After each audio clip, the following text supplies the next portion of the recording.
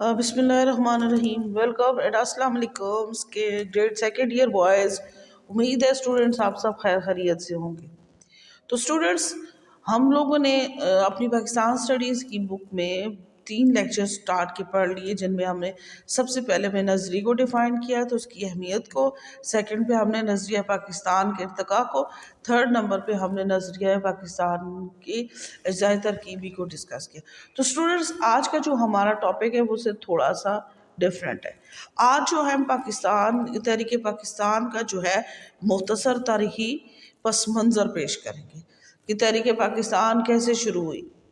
تو اسٹوڈنٹس، جو پاکستان کا قیام تھا وہ ہندوستان میں مسلمانوں کی آمد اور اسلام کی اشاعت کا نتیجہ تھا. جو جنوبی ایشیا تھا اس کے ساتھ جو عرب ممالک تھے ان کی تجارت تو بہت پہلے سے چلی آ رہی تھی، یعنی ظہور اسلام سے پہلے بھی ہندوستانیوں کے ساتھ بہت اچھے تجارتی تعلقات تھے. اب ان تعلقات کی وجہ سے یہ ہوتا تھا کہ جب بھی کوئی قافلہ آتا تھا مسلمانوں کا، عرب سے اگر آتا ہے تو جنوبی ایشیا کی طرف، تو ان کے ساتھ ایک بزرگان دین آتے ہوتے تھے جو اسلام کی تبلیغ کے لیے آتے تھے. تو وہ یہاں پر آتے تھے اور انہوں نے جو ہے یہاں پر اسلام کی تعلیم دیتے تھے. جو اس وقت بزرگان دین آتے تھے وہ بہت کم تعداد میں، کیونکہ یہاں پہ کوئی ان کی جگہ نہیں تھی. تو جب 712 میں محمد بن قاسم نے سندھ پر حملہ کیا اور اس پہ قبضہ کر لیا تو پھر کیا ہوا کہ جتنے بھی بزرگان دین تھے ان کا آنا جانا زیادہ ہو گیا. محمد بن قاسم کے بارے میں کہ حجاج بن یوسف جو تھا وہ عراق کا بادشاہ تھا. تو محمد بن قاسم جو تھا وہ اس کی فوج کا سپہ سالار بھی تھا اور اس کا بھتیجا بھی تھا. تو ان کی ٹریڈ جو تھی، سارے ممالک کی ٹریڈز آپس میں ہوتی ہے، تو ان کی ٹریڈ تھی. ان کا ایک تجارتی جو جہاز تھا وہ عراق سے آ رہا تھا سری لنکا کی طرف. تو راستے میں کیا ہوا کہ کراچی جس کا پرانا نام دیبل تھا، یہاں کے جو پائرٹس تھے، جو بحری قزاق تھے، انہوں نے کیا کیا کہ اس جہاز کو لوٹ لیا.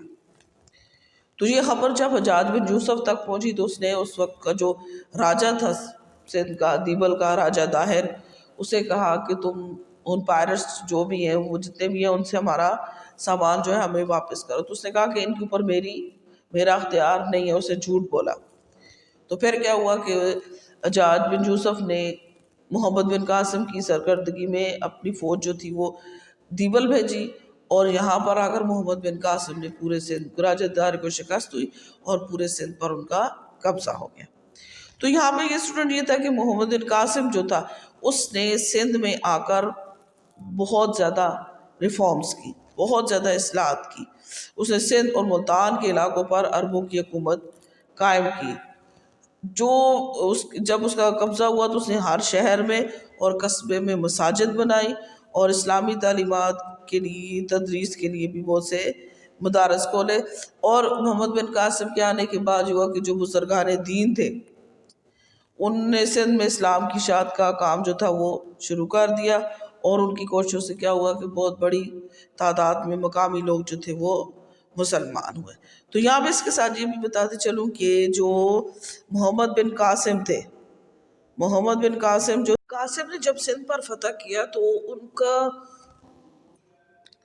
کردار، ان کا طریقہ کار اس قسم کا تھا کہ انہوں نے غریب سے غریب بندے کے لیے بھی اصلاحات کی اور ان کی ہر طریقے سے مدد کی.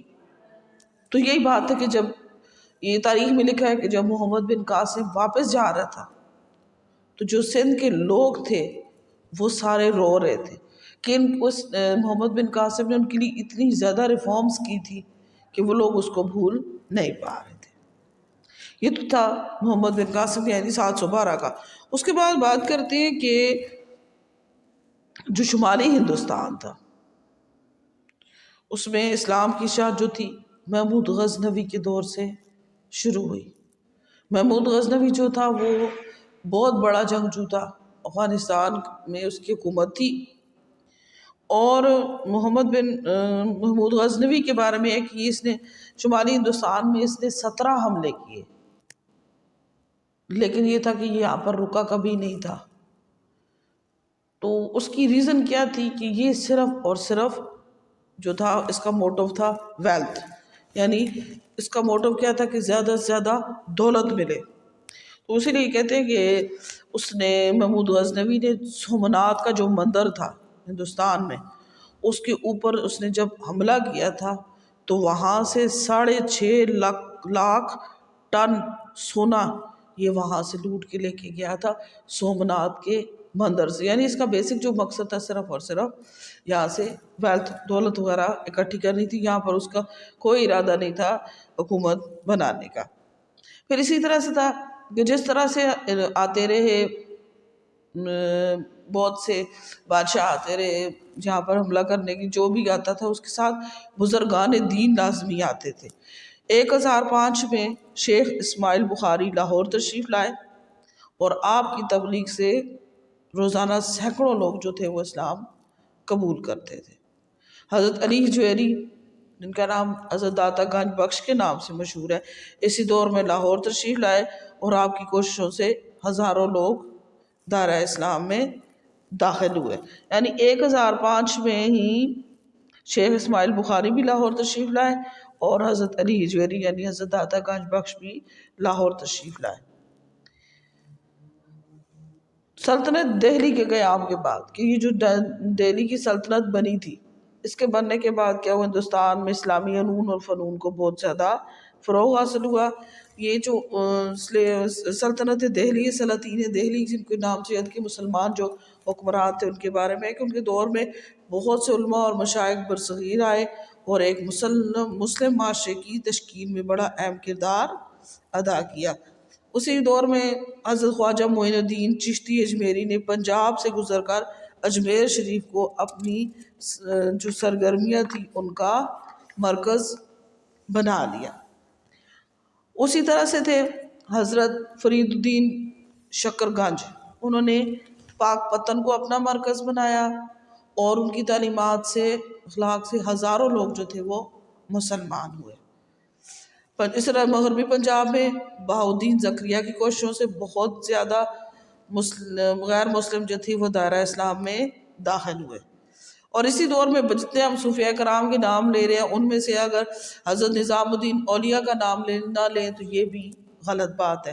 آپ کے مریدوں کی تعداد، تبلیغ جو تھی وہ شمالی ہند اور دکن کے ہزاروں لوگ جو تھے وہ آپ کی تبلیغ سے مسلمان ہوئے۔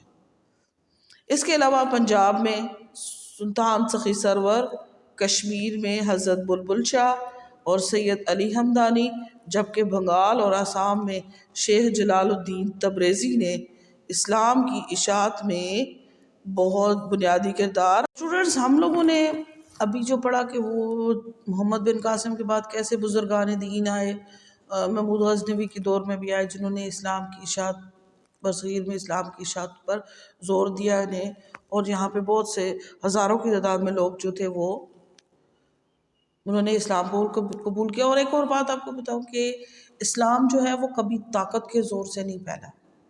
وہ جتنے بھی ان کی مرید تھے جنہوں نے اسلام کو قبول کیا، انہوں نے ان کے کردار سے، اسلام کی تعلیمات کو دیکھ کر، ان کے عمل سے کو دیکھ کر انہوں نے اسلام کو قبول کیا۔ انہیں بزور طاقت یعنی شمشیر کے ذریعے کسی طرح بھی انہیں مسلمان نہیں بنایا گیا۔ تو اس کے بعد نیکسٹ آج جو ہم لوگ شروع کرتے ہیں وہ تھا، ہمارا ٹاپک کیا تھا کہ برصغیر میں مسلمانوں کے اقتدار کا قیام اور عروج۔ برصغیر میں مسلمانوں نے تقریباً 1000 سال حکومت کی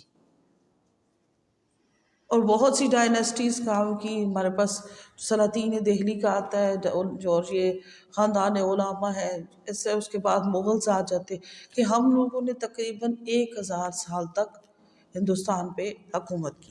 تو ہندوستان کی جو سٹارٹ کہتے کہ ایک پہلے تو یہ کہتے ہیں نا کہ محمود غزنوی جو تھا اس نے 17 حملے کیے شمالی ہندوستان میں، لیکن وہ جب بھی حملے کرتا تھا تو وہ واپس چلا جاتا تھا۔ میں نے آپ کو پہلے بھی بتایا کہ وہ صرف دولت کے چکر میں تھا، وہ یہاں سے پیسہ لیتا اور چلا جاتا۔ جبکہ شمالی ہندوستان میں جو مسلمانوں کی باقاعدہ حکومت کی بنیاد جو تھی وہ 1192 میں شہاب الدین محمد غوری نے رکھی۔ شہاب الدین محمد غوری کے بارے میں آپ کو بتاؤں کہ اس کا تعلق جو تھا وہ افغانستان کی ایک بہت بڑی اسٹیٹ تھی غزنی، یعنی یہ غزنی ریجن سے تعلق رکھتا تھا، اور اس نے شادی نہیں کی، اور اس نے نسلاً ترک پالے ہوئے تھے، ترک اس نے پالے ہوئے تھے، تو انہی کے ذریعے وہ اپنی جو اس کی حکومت تھی اسے وہ چلاتا تھا۔ تو اس میں ایک جو اس کا سب سے فیوریٹ تھا وہ جلدوو تھا۔ جلدور جو تھا وہ اس کا رولر تھا غزنی کا، اسے اپنا کیپٹل اس نے غزنی دیا ہوا تھا کہ تم یہاں پر گورنمنٹ کرو۔ اور دوسرے نمبر پہ تھا جی جو تھا وہ قباچہ۔ قباچہ جو تھا وہ رولر تھا ملتان اور سندھ کا۔ بختیار الدین خلجی جو تھا وہ رولر تھا ایسٹ پارٹ آف انڈیا کا، اور جو قطب الدین ایبک تھا اسے یہاں پہ شمالی ہندوستان میں اسے اپنے بعد اس نے یہاں کا رولر بنایا تھا۔ تو شہاب الدین غوری کے بارے میں تھا کہ اس نے 1186 میں جو ہے پنجاب سے اپنی شروع کی، اس نے شروع کی پنجاب کی طرف، اس نے موومنٹ شروع کی کہ یہاں پہ کرنا چاہیے، ان علاقوں کو فتح کرنی ہے۔ تو 1191 میں اس کی جنگ ہوئی پرتھوی راج چوہان کے ساتھ۔ پرتھوی راج چوہان جو تھا وہ بہت ہی نڈر اور اس وقت کا بہت طاقتور بادشاہ تھا۔ تو 1191 میں ترائن کے مقام پر پرتھوی راج چوہان نے شکست دے دی شہاب الدین غوری کو۔ تو ہمیشہ دیکھا جاتا ہے کہ جب بھی جنگیں ہوتی ہیں تو جو ہارتا ہے تو اس کے اپنے غدار ہوتے ہیں۔ تو اس کا کیا ہوا کہ اس کا ایک غدار تھا، جب دوسری دفعہ اس نے حملہ کیا اس کے اوپر پرتھوی راج چوہان کے ساتھ، جب اس نے دہلی کی طرف اس نے مارچ کیا تو پرتھوی راج چوہان کا جو اپنا بندہ تھا ایک جے چند جو تھا اس نے کیا کیا کہ وہ مل گیا پرتھوی راج چوہان کے خلاف ہوا، اور وہ محمد شہاب الدین جو غوری تھا اس کے ساتھ مل گیا، اور اس طرح سے کیا ہوا کہ پرتھوی راج چوہان کو شکست ہوئی اور غوری جو تھا وہ جیت گیا۔ جے چند نے جو تھا اس نے کیوں کی تھی غداری کی، اسے غدار آف انڈیا بھی کہتے ہیں، اسے اس لیے کی کہ اس کی جو بیٹی تھی سیوگیتا، تو پرتھوی راج چوہان نے اس کو بھگا کر، بہت پیاری تھی اسے بھگا کر اس نے شادی کر لی۔ تو پھر جو جے چند تھا اس کے دل میں گڑ تھا، وہ اس کا بدلہ لینا چاہتا تھا، تو اس نے کیا کیا پھر اس طریقے سے جو شہاب الدین غوری ہے اس کا ساتھ دیا، اور اس کے ساتھ یہ ہے کہ پھر جو پرتھوی راج چوہان تھا اسے شکست ہوئی۔ لیکن بعد میں جو چندواڑہ کی جنگ تھی اس میں محمد بن غوری نے جے چند کو بھی قتل کر دیا، یعنی اس کو بھی وہ جنگ میں بھی اس کے اوپر قبضہ کر لیا اور اس کو قتل کر دیا۔ 1206 میں شہاب الدین محمد غوری کی وفات کے بعد قطب الدین ایبک جو تھا اس نے جس حکومت کی بنیاد رکھی اسے خاندان غلامہ کہتے ہیں۔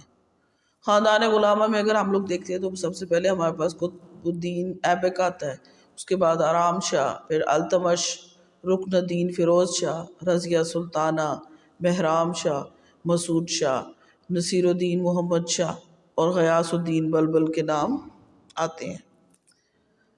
خاندان غلامہ کے بعد بھی بہت سی ایسی حکمران تھے جن نے خاندانوں نے ہندوستان پر کئی سو سال حکومت کی، ان میں سلاطین دہلی کے نام جو ہیں وہ لازمی بیچ میں شامل ہیں۔ اچھا، اب اس کے بعد ہمارے پاس شروع ہو جاتا ہے جی مغل پیریڈ۔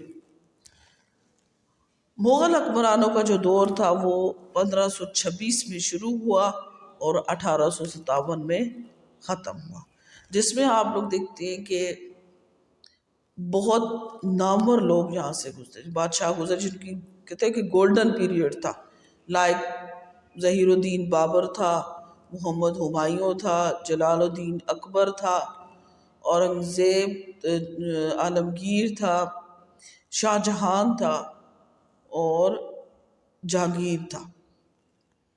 ٹھیک ہے. تو ان لوگوں نے جو ہے ان کی جو گولڈن پیریڈز ان لوگوں نے گزارا. اس کے بعد یہ ہے کہ جب اورنگزیب عالمگیر جو تھا اس کی ڈیتھ ہو گئی، اس کی ڈیتھ کے بعد کوئی بھی ان کی جو پیچھے جانشین تھے ان میں کوئی ایسا کیپیبل نہیں تھا کہ جو اتنی بڑی سلطنت کو سنبھال سکتا.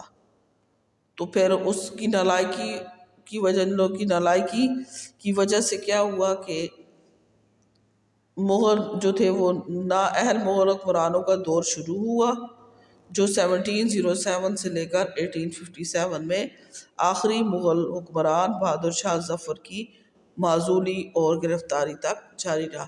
یعنی ان کے بعد کوئی بھی ایسا کیپیبل، 1707 میں جب اورنگزیب عالمگیر کی ڈیتھ ہوئی اس کے بعد کوئی بھی ایسا لیڈر نہیں تھا جو اتنی بڑی سلطنت کو سنبھال سکتا.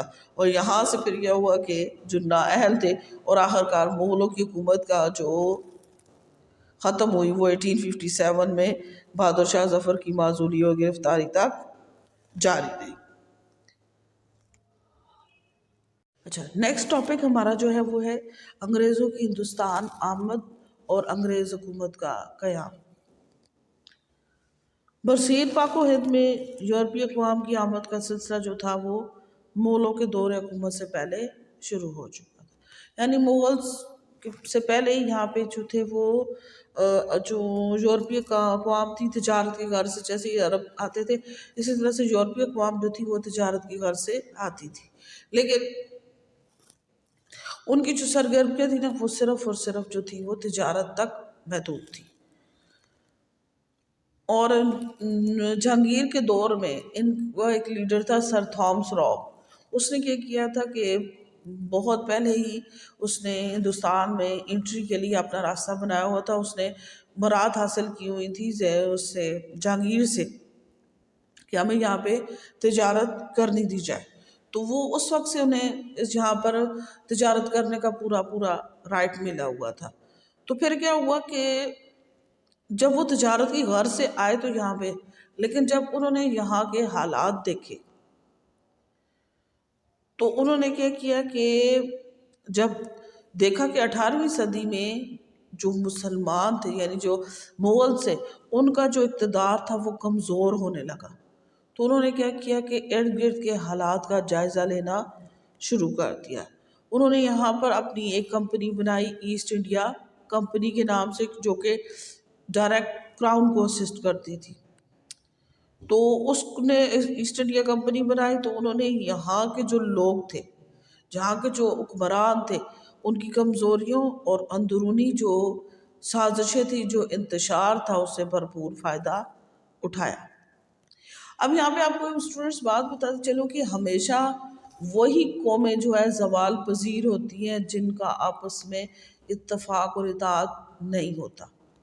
ہم لوگوں نے ہندوؤں کے اوپر، ہندوستان کے اوپر 1000 سال حکومت کی، کس وجہ سے؟ صرف لیک آف یونٹی کی وجہ سے، کہ ان لوگوں میں آپس میں یونٹی نہیں تھی. اس سے فائدہ ہم نے اٹھایا اور ہم نے یہاں ہندوستان میں 1000 سال حکومت کی. تو پھر اسی طریقے سے جب 1707 میں اورنگزیب عالمگیر کی ڈیتھ ہوئی تو کوئی بھی ایسا کیپیبل رولر نہیں تھا جو اتنی بڑی سلطنت کو سنبھال سکتا. تو پھر ان کی آپس کی جو سازشیں تھیں، ان کی جو اندرونی کمزوریاں تھیں، ان کا آہستہ آہستہ فائدہ اٹھایا. کس نے فائدہ اٹھایا؟ انگریزوں نے. انہوں نے کہا اب تو یہ اٹرنلی ویک ہو چکے ہیں تو اب ان کے اوپر قبضہ کرنا ضروری ہے. تو انہوں نے کیا کہ تجارت کی غرض سے جو لوگ آ رہے تھے انہوں نے تجارتی کوٹھیاں بنا لی، ساتھ ساتھ سمندر کے ساحل میں انہوں نے اپنی تجارتی کوٹھیاں بنائی جہاں پہ وہ کہتے کہ ہم تجارت کا سامان رکھتے ہیں. ان کے ساتھ ساتھ انہوں نے اپنی وہاں پہ فوجیں بھی جو ہے وہ بنانی شروع کر دی. اس کے ساتھ ساتھ انہوں نے اپنے وہاں پر قلعے تعمیر کرنے شروع کر دیے. اور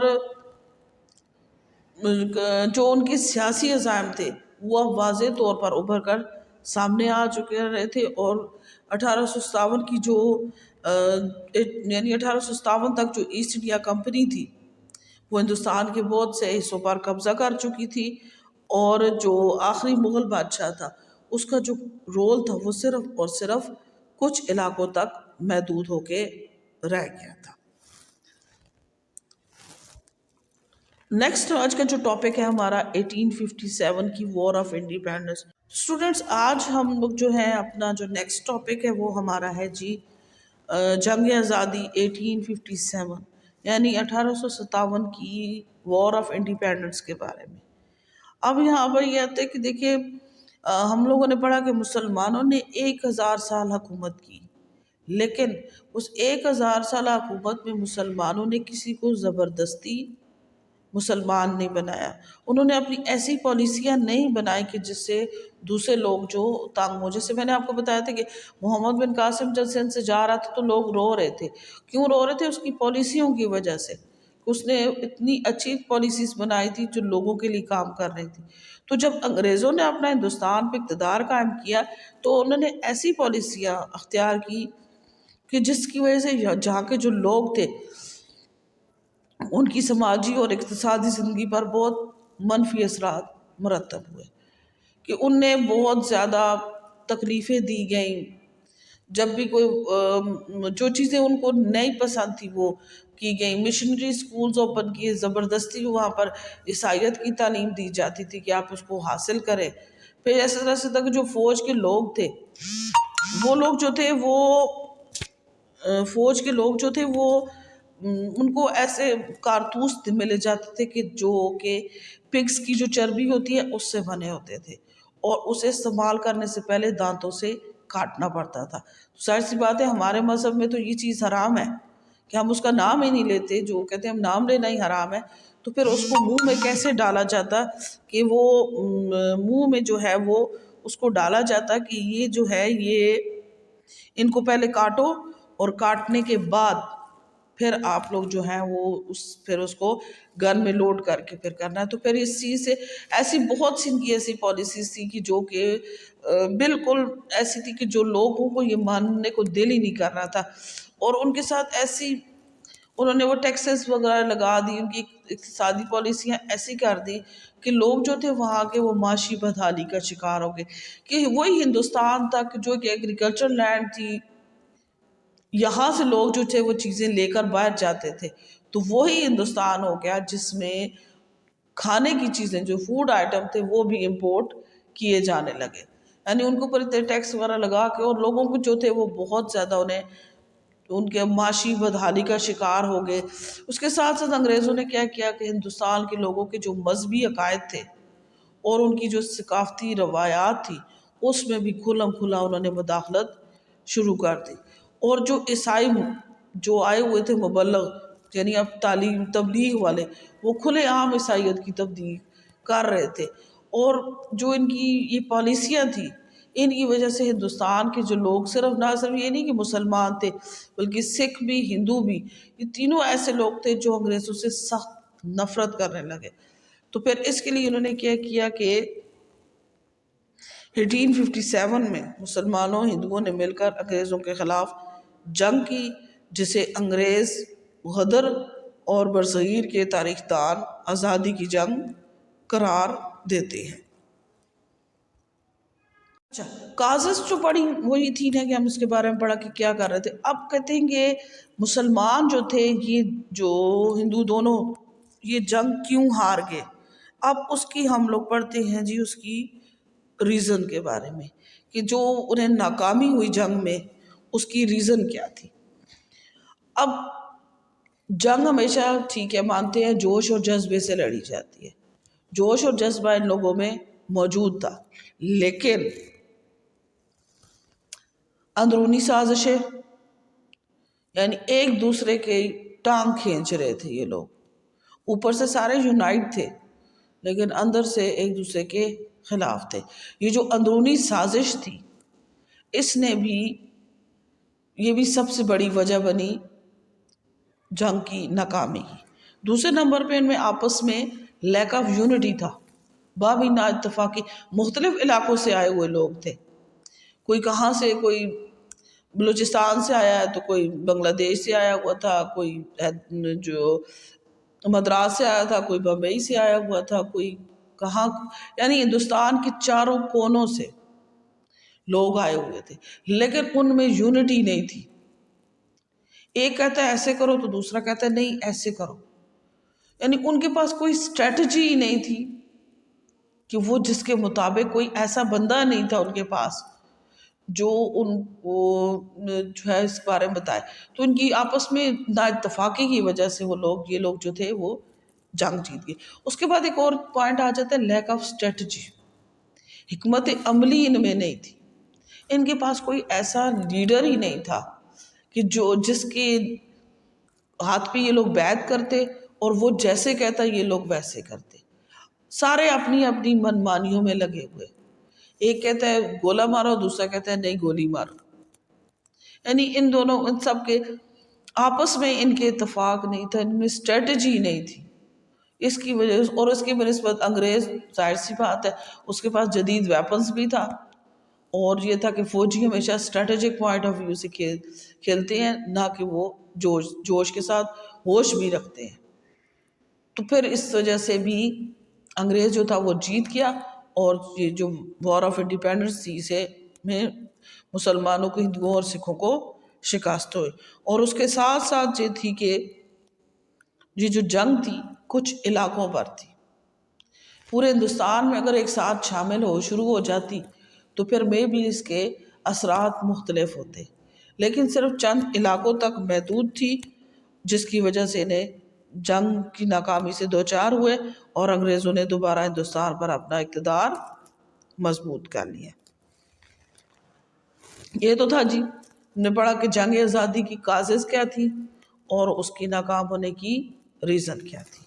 اب اس کے بعد کہتے ہیں کہ جنگ آزادی کے بعد مسلمانوں کے حالات کیسے تھے. اب جنگ آزادی میں دیکھیے شریک ہوئے کون کون، مسلمان بھی شامل ہوئے، ہندو بھی ہوئے اور سکھ بھی شامل ہوئے، لیکن ساری ذمہ داری ڈال دی گئی کس کے سر پہ؟ مسلمانوں کے. مسلمانوں کے سر پر ساری ذمہ داری ڈالی گئی. اس کی وجہ سے انہوں نے کیا کیا کہ مسلمانوں کو انہوں نے بدترین جو ہے وہ سزائیں دی، اور انہیں اپنی جو ہے جو تشدد کا نشانہ انہوں نے بنایا. ایسا بدترین انہوں نے انتقام کا نشانہ بنایا کہ رونگٹے کھڑے ہو جاتے ہیں ان کو سن کے. حالانکہ بغاوت میں اگر دیکھتے ہیں جو انگریزوں کے میوٹنی تھی، بغاوت تھی، تو اس میں دونوں شریک تھے، ہندو بھی شریک تھے، مسلمان بھی تھے، لیکن انہوں نے اقتدار ٹھہرایا مسلمانوں کو.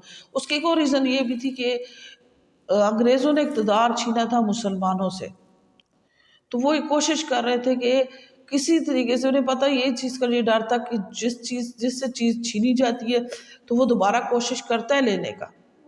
لیکن انہوں نے کیا کیا کہ مسلمانوں کو اپنے عتاب کا نشانہ بنایا اور کہا کہ کسی طریقے سے دوبارہ کھڑے نہ ہو سکے اور ہم سے اقتدار چھین نہ سکے. تو پھر انہوں نے بہت کیا، ان کی ہر چیز چھین لی، جائیدادیں ان کی چھین لی، انہیں ہر طریقے سے انہوں نے بے دخل کر دیا، اور سر عام جو تھا وہ ان لوگوں کو قتل کیا جاتا، انہیں کوڑوں کی سزا دی جاتی تھی کہ، اور مسلمان جو تھے وہ انہیں جان بوجھ کر انہوں نے پسماندہ رکھنے کی کوشش کی گئی تھی.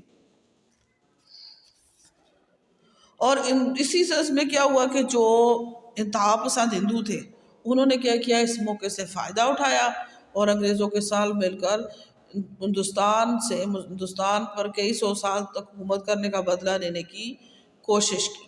کہ انہوں نے کیا کیا کہ ہندو جو تھے انہوں نے فائدہ اٹھایا اور انہوں نے کہا کہ ہم بدلہ لیں گے ہم مسلمانوں سے جو انہوں نے ہمارے اوپر اتنے سال حکومت کی ہے. لیکن اس کے ساتھ ساتھ صرف ہندو ہی نہیں تھی، مسلمان خود بھی اپنی بری حالت کے ذمہ دار تھے. انہوں نے کیا کہ انگریزوں سے نفرت کی بنا پر تعلیم چھوڑ دی، اور ہندو جو تھے وہ ہر جگہ پر جو تھے وہ شعبوں میں ترقی چاہتے تھے تو وہ ترقی کرتے گئے، اور مسلمان جو تھے وہ کنویں کے مینڈک بنتے گئے. اسی طریقے سے وہ اسی حالت میں رہے، جبکہ جو ہندو تھے وہ بڑی بڑی پوسٹوں پر آ گئے. ہندوؤں نے تو کیا کیا کہ سمجھوتا کر لیا انگریزوں کے ساتھ اور اپنے آپ کو آگے بڑھنے کی طرف مائل کر دیا، جبکہ مسلمان جو تھے وہ اسی جگہ پر کھڑے رہے۔ انہوں نے کہا نہ انہوں نے جو انگریز تھا ان کی تعلیم کو اپنایا کچھ نہ، اور اسی وجہ سے کیا ہوا کہ وہ ہر جگہ پر جو تھے وہ پیچھے رہ گئے، جبکہ ہندو جو تھے وہ انگریزوں کو اپنی وفاداری کا یقین دلانے میں کامیاب ہو گئے، اور انہوں نے انگریزی زبان سیکھی، مغربی تعلیم بھی حاصل کی۔ اور جو مسلمان تھے، حالانکہ اس آزادی کے بعد ان کی تعداد بہت زیادہ تھی، لیکن اس کے باوجود وہ ایک اقلیت بن کر رہ گئے تھے۔ اور اقلیت بن کر کیوں رہ گئے تھے کہ انہوں نے جو تھی وہ ہر چیز چھوڑ دی، جبکہ ہندوؤں نے وہ اپنی وفاداری کا یقین بھی دلایا، اس کے ساتھ ساتھ یقین دلانے کے ساتھ انہوں نے انگریزی تعلیم سیکھی، اور جتنے بھی مغربی علوم تھے اس پر انہوں نے کامیابی حاصل کی، اور وہ اعلیٰ عہدوں پر فائز ہو گئے۔ جبکہ مسلمان جو تھا وہ اپنی جو ہے وہ ایسے ہو گیا کہ جیسے بالکل ایک مائنورٹی بن کر رہ گیا، جس کی کوئی اہمیت نہ ہو۔ امید ہے بچے آپ کو اس کی سمجھ آ گئی ہوگی، تو اس کو سننا ہے اور اس میں سے کوسچنز میں بھیجوں گی تو اسے اپنی اسائنمنٹ پہ اٹیمپٹ کرنا ہے۔ اور اسٹوڈنٹس جن بچوں نے ابھی تک اپنی جو ہے وہ اسائنمنٹ نہیں بھیجی تو کائنڈلی آج 12 بجے تک کا ٹائم ہے، یا کل 12 بجے سے پہلے مجھے آ کے سبمٹ کروا دے۔ اپنا خیال رکھیے گا۔ اوکے بچے، اللہ حافظ۔